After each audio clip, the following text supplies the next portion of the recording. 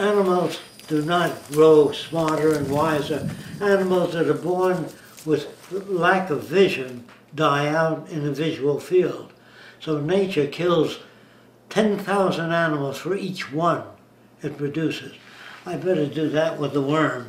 If you can spread this idea into all areas, worms are born, I don't know what about this. This is a drawing of a worm. The worm has light cells all over its body. They're very weak. They're eyes, but the early stages of the eye.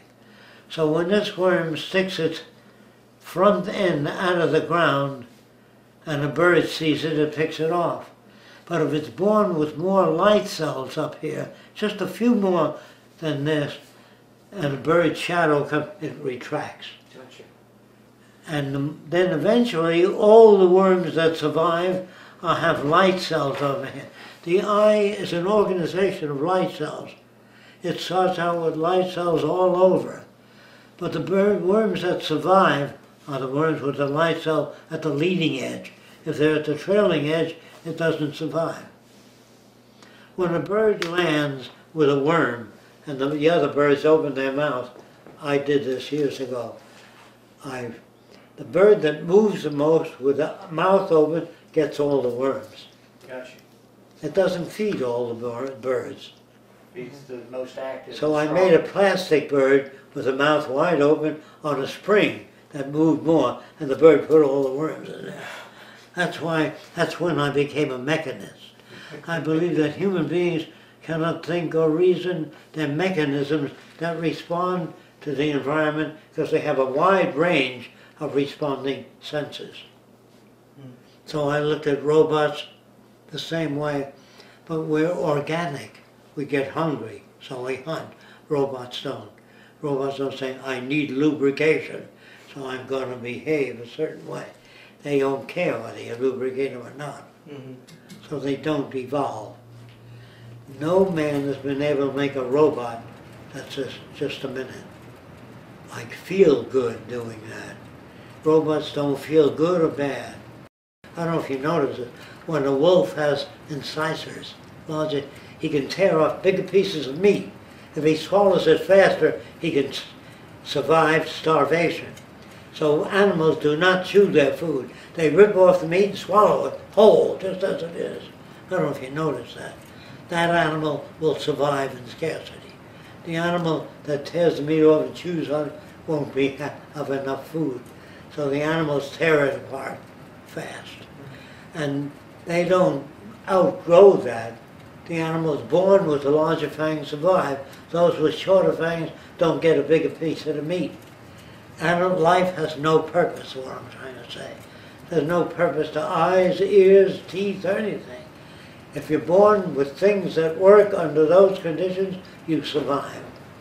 If you're born, say, with let's say, a more rational mind, and you're rational about everything, you can't live. You might leave a little food for your young. If a bird doesn't feed its young, let's say it just eats the food, that species is gone. A bird that doesn't take care of its young, birds are not born to take care of their young. They say they instinctively take care of their young. The birds that don't feed their young are dead. They're gone. But if you start looking for purpose in life, everything seems to have a purpose. So you're looking at the successful birds that still exist. Under those conditions. Yes, under those conditions that feed their young, that's why they're there. It's not, Yes, yes. It's not, Same with humans. Yeah. You feed their young because they're not helpless. Chinese used to drown babies that were females. Right. Did you know that? Yeah. Because they can't feed them. Population. Eskimo would put his grandma out on the ice when there's a shortage of seals. And she never wanted to be put out there, so she always behaved very well. So it took an Eskimo who had a wonderful grandmother a little longer to put him out on the ice. It's very hard to accept that humans are machines. They're responding organisms. Very difficult. And people that used to attend my seminars for years would write songs about a responding organism, a bundle of tropisms. You know, and they couldn't get along with normal people. You must understand that. Since I've been attending your sessions, I'm losing my friends. I said, you're not losing your friends. You're losing people that are hard-headed, hardwired. But you'll have to change people to get along with them. I call it poisoning the well. I'm saying that all things are shoved by something else. There's nothing, although we can't see the wire up our ass connected to the sun, we depend on the sun, the radiant energy of the sun. You may not see the forces that move you. Nutrition, different food combinations, strengthen your fingernails, lack of it makes them soft and they crack. You don't know how your body operates, but if you study nutrition and physical degeneration, you know more about the body. You never know everything.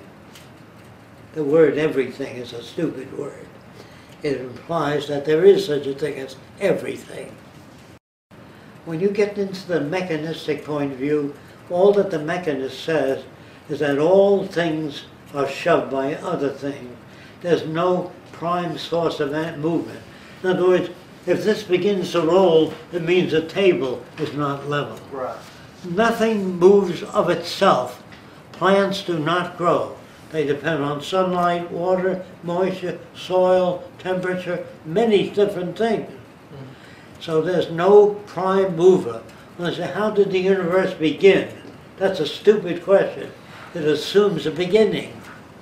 A seed, they say, is the beginning of a plant. How do you know it's not the end product? Why do you call it the beginning? Do you understand what I'm saying? Man projects like hell, including scientists. There's no good, no bad, no smart people, no dumb people. There are people that have less tools than you do. Right. You might have better tools. If a girl falls in love with a taller guy than you, because she likes tall people, and you get mad at her, you don't understand the effects of environment. When you understand, you'll never dislike anybody or hate them.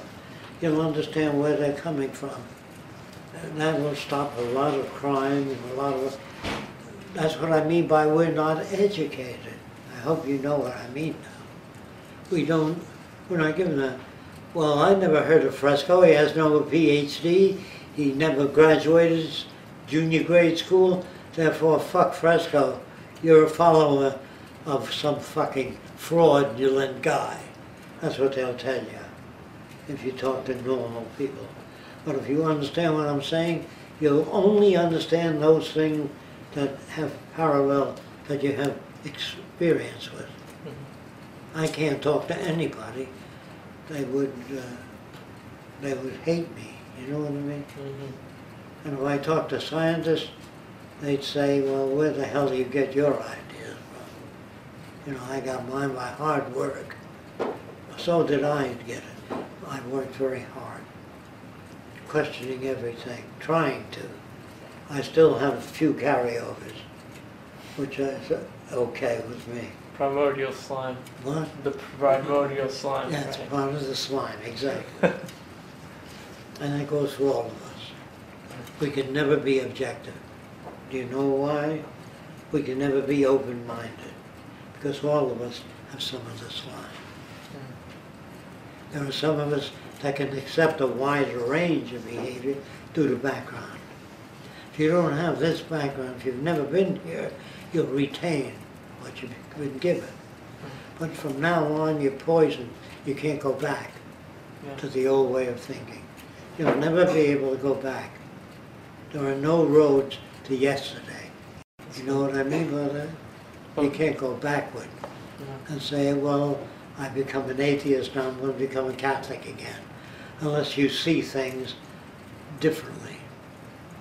Believe in miracles, and you believe in people with power of telekinesis. If you don't know how they do that, you might go back to church. Were you once Christian? Yes. I was once a believer in God. Let's say that. Okay. I believe there's somebody that made the world, because that's what they told me. What made you change your mind? A motion picture called The Ten Commandments. You ever hear of it? By Yeah. Cecil B. DeMille? I saw it. With the old one, the original. And I came home and I said to my older brother, I don't understand the Egyptians. Didn't they believe in the same God we believe in? He said, no, maybe they were atheists. My brother was a little older. And I said, what's an atheist? Well, atheists believe that animals evolved. The giraffes ate things and made a longer neck, and animals went through evolution. He knew a little bit about evolution. And from my background at that time, that made more sense.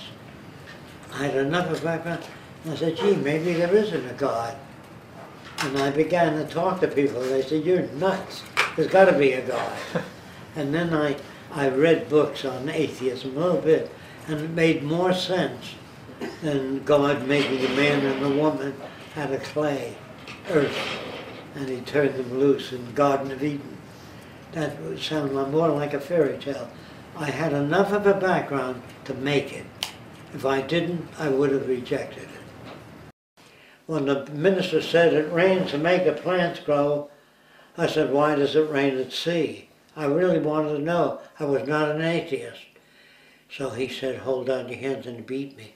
And I began to doubt the wisdom of that guy. Then he said, God works in strange ways. After we die, we'll know why certain things happen. Today you won't understand it. So I bought the package. And then I said, why does a flood drown children? They've had no experience. And he said, because the Lord works in strange ways. We may not know that, but there's a reason for everything. And then he gave me some reasons. He did. He says a man he met went blind due to cataracts. And the blind man said, since I was blind, I realized a lot of things that I didn't appreciate in the past. So he says the purpose of that guy going blind was to give him the realization of how wonderful it is to have sight, and then how wonderful it is to have senses. Right. So there's a reason for everything. And that stalled my ability to think things out. You know, it was a good example. It is. And then so going on, I didn't find blind men any particularly smarter than anyone else. Mm-hmm. This particular blind man that he quoted, yes, he did. But there are many people that have a negative experience and makes them more negative. Right. Do you understand what I'm talking about? Yeah. It's very hard to be objective. And I found conflict in the early stages of beginning to question things. I found, well, it's better that I go to church once a month. You know, not give it up entirely. So I said, well, God would know I was false then. Then I didn't have to go once a month. Because I says, I can't put it over on God. So then I learned more about evolution and learned more about God sacrificing his son. And if he knows everything, he would know that his son would be crucified. Then it didn't make sense. I began to question that whole pattern. It went in circles, you know what I mean? And I pulled out. But if I didn't question the patterns, I don't think I could make it. And if I wasn't shoved further enough along, I wouldn't have questioned anything. So here you're being shoved, and from now on you will question more things.